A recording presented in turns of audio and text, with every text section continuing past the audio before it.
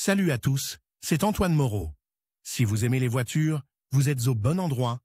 Continuez à regarder cette vidéo, on passe tout de suite au sujet du jour. Le 14 octobre 2017, l'ordonnance du ministère de l'Intérieur, nommée sur la modification des actes juridiques réglementaires du ministère de l'Intérieur de Russie sur les questions de l'activité d'enregistrement et d'examen, est entré pleinement en vigueur. Il énonce clairement les innovations concernant la conduite des examens pour le droit de conduire une voiture, une moto, un camion et d'autres véhicules en mouvement. En outre, elle précise certains changements concernant la délivrance des permis de conduire, l'immatriculation des voitures, des remorques, etc. Changements concernant les personnes handicapées. Cet acte normatif contient de nouvelles dispositions administratives qui imposent certaines exigences au lieu d'accueil et d'attente des demandeurs. En outre, il stipule également l'accessibilité absolue de ces lieux et la présence confortable de personnes aux capacités physiques limitées. En particulier, cet acte juridique normatif stipule que les lieux où les demandeurs remplissent les formulaires doivent être aussi confortables que possible pour les personnes handicapées. Il tient également compte du fait que les employés doivent également être à l'aise pour travailler dans les conditions existantes. En outre, si une personne handicapée souffre d'une grave déficience visuelle ou n'est pas en mesure de se déplacer de manière autonome,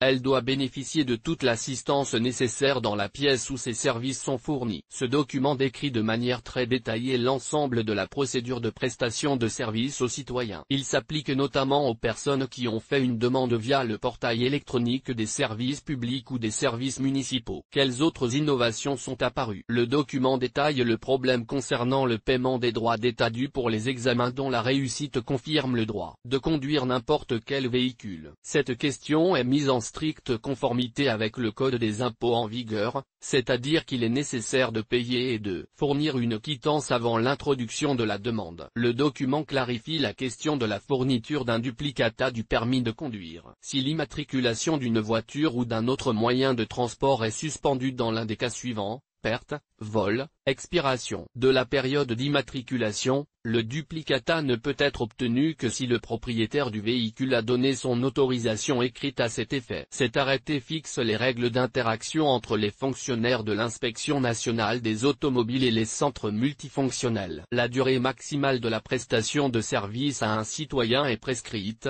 elle n'excède pas 15 jours ouvrables. Ce délai inclut le délai de transfert du permis de conduire de l'inspection nationale des véhicules à moteur vers un centre multifonctionnel. S'il le souhaite, un citoyen qui présente un ensemble de documents pour obtenir un permis peut fournir certains documents de sa propre initiative. Cette ordonnance élargit cette liste. Par exemple, si un candidat fournit un passeport étranger lors de sa demande de permis, toutes les mentions du permis de conduire correspondront exactement à toutes les données du passeport. Si un certificat médical n'est pas exigé et que le candidat le présente à l'inspection nationale des automobiles, le permis sera délivré pour une période de 10 ans. Avant de se présenter directement à l'examen, le futur automobiliste doit obligatoirement certifier le certificat qui lui a été délivré à l'auto-école. Modification de la procédure d'examen. Par exemple, si un candidat au permis de conduire de la catégorie A droit de conduire une moto, fait une chute pendant l'examen, il reçoit immédiatement une note insuffisante. L'épreuve elle-même doit être repassée. En outre, un autre exercice appelé manœuvre à grande vitesse a été introduit pour cette catégorie de permis. Certaines innovations ont également été introduites dans la procédure de passage des examens de la catégorie B. Un permis de conduire de cette catégorie permet à un citoyen de conduire un véhicule dont la masse autorisée ne dépasse pas 3,5 tonnes. Selon les modifications adoptées, le candidat doit effectuer un certain exercice lorsqu'il roule en marche arrière. S'il ne l'effectue pas immédiatement et que l'élève doit repartir, l'examen est immédiatement considéré comme non réussi. Auparavant, le nombre de tentatives était illimité, et s'il était auparavant possible de franchir la ligne de démarcation avec au moins une roue, cela est désormais strictement interdit. Certaines modifications ont été introduites dans les règles de passage de l'examen du permis de conduire en hiver. S'il y a déjà une couche de neige assez épaisse,